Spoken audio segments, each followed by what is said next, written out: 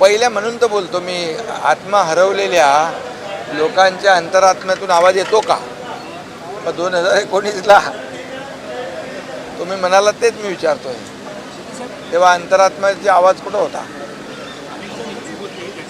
जाऊ दे, ते विषय सोडून द्या. ठीक आहे, चांगल्या खेळीमेळीच्या वातावरणात निवडणूक होते आहे, बिनविरोध होते आहे आणि त्यामुळे सर्व पक्षांचं देखील स्वागत केलं पाहिजे. पक्षांना धन्यवाद दिले पाहिजे, सर्व पक्षांना.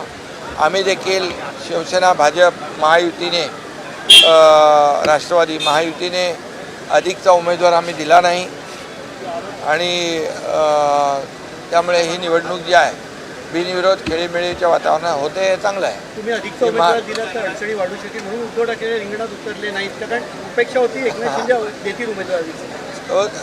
आता लढाईची वेळ येते तेव्हा कोणाला तरी पुढं करतात. तुम लढो हम कपडा संभालतो असं काही लोक करतात. जाऊ द्या, त्यांच्या पक्षाचा विषय येतो अंतर्गत, त्याच्यावर मला काय भाष्य करायचं नाही. पण मी एकच सांगतो की सगळ्यांनी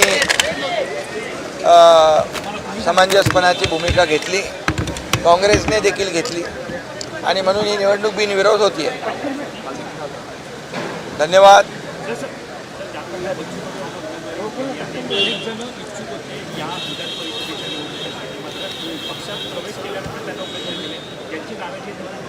कोणाची नाराजी आहे? तुम्हाला कोणी बोललं का? इच्छुक अनेक असतात, जागा कमी असतात आणि बच्चू कडू काही नवीन नाही आमच्यासाठी. बच्चू कडू हा जुना शिवसैनिक आहे, हाडाचा शिवसैनिक आहे, बाळासाहेबांच्या सोबत काम केलेलं आहे.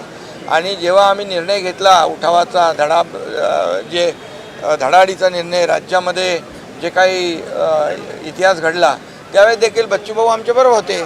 त्यामुळे बच्चूभाऊंच्याबद्दल असं कुठलंही काही, एक लढवय्या कार्यकर्ता आहे, गोरगरिबांसाठी लढणारा आहे, दिव्यांगांसाठी लढणारा आहे, एक आक्रमक नेतृत्व आहे, एक तरुणांचा एक आशावादी चेहरा आहे.